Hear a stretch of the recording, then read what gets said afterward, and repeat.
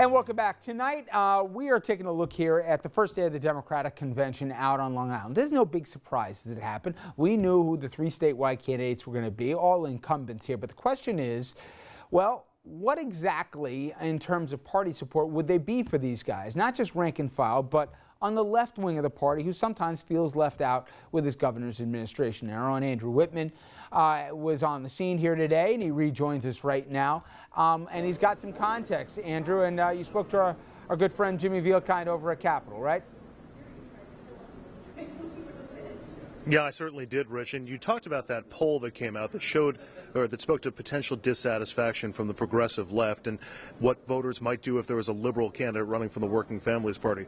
The more realistic concern for Democrats running statewide is that disaffected progressives simply will stay home on Election Day, which could open up a potential route to election for Rob Astorino or John Cahill or other Republicans who are on the ballot. And that is one of the aspects, as is the state of dissatisfaction from the progressive left, and how the three statewide candidates from the Democrats actually all get along in Albany with the Albany bureau chief of Capitol, Jimmy Vielkind. Let's start with David Paterson as Democratic Party chairman. It came as a little bit of a surprise to some people. It had only been coming up in the last couple of days. What do you think are the politics behind that election and the decision to go with Paterson? Well, I think that there are a couple of interesting dynamics at play here. First of all, the governor is taking someone who was a one-time political rival and putting him essentially on his political team. So whether or not this is an indication of mending old fences or building bridges, or also just making sure to take a potential critic and putting them, somewhat on a leash. I think that we're seeing some of that in play here. The other thing is that Paterson is well liked by a lot of people in the party, and a lot of people both in the state Senate, the legislature where he served for a number of years, as well as around the state. David Paterson has a statewide profile. He was the governor. He has traveled to communities around the state, and that's something that he and others mentioned in terms of his selection.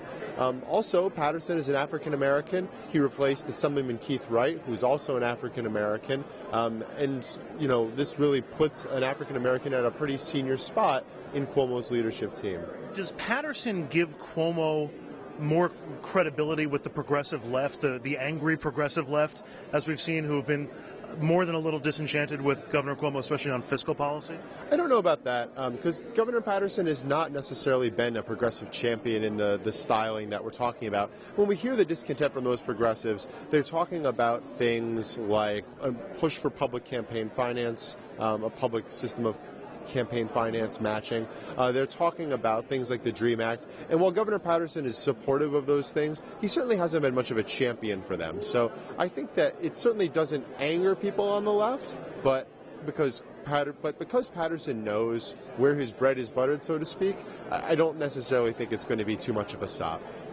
We're getting something of a kumbaya day for state Democrats on day one of the state convention. Tom DiNapoli renominated as comptroller, Eric Schneiderman renominated as attorney general.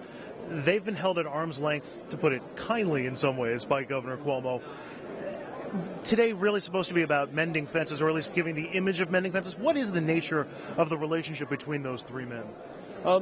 It's not particularly warm. Obviously, Schneiderman and DiNapoli got along well. Their offices have united on several public corruption investigations. But Cuomo was seen as to maybe have thrown a dart at DiNapoli when he pushed forward with a pilot program for campaign finance that only involved DiNapoli's office. He was seen as throwing a dart at Schneiderman during the state budget when he rewrote rules so that settlement money coming from J.P. Morgan that would have been spent at the discretion of Schneiderman's office was essentially wrested away and put at the control of the legislature and the governor. So it's not a warm relationship, but there hasn't been any overt hostility as yet. And you're right that there was some stress put, especially in the opening video that we saw here at the Huntington Hilton. But I don't know necessarily if it's going to be too much more than window dressing when all's said and done. What's your read on Cuomo in relation to those two men? Is it the alpha male scenario where he's just the big dog and wants to make sure he stays that way? Is it something where he knows the power of the Attorney General's office, having served in that role before, and wants to make sure that nobody else encroaches on his power or steps on his political coattails? What's your take? Well, I think my best read of that is that the governor is very smart and astute as a political player, and he knows that he has a center of power in an office that has a tremendous amount of power, and anything that could potentially encroach on that or could be a potential rival power center, I don't think he wants to let rise. He might know that he's in a very strong position now, but the way he wants to stay in that strong position is in part by making sure no one rises up around him. Jimmy Vielkind, thank you very much as always. My pleasure. Thank you very much for having me. Tomorrow we hear from Governor Cuomo himself, as well as from Lieutenant Gubernatorial nominee Kathy Hochul. Again, excuse me, a pro-gun NRA plus rated Congresswoman for the one term that she served from the Buffalo area. So she may have to pull a full Gillibrand on that vital issue if she's going to appeal or at least appease the progressive wing of the state Democratic Party. And with that, we wrap up our day one coverage of the state Democratic Congress, or the state Democratic Convention. Rich, let's send it back to you in the studio. It's been a long day, Andrew. Thank you very much. All right, let me bring back Dominic. Dominic, today, Jay Jacobs, this is inside baseball, but I think it tells you something.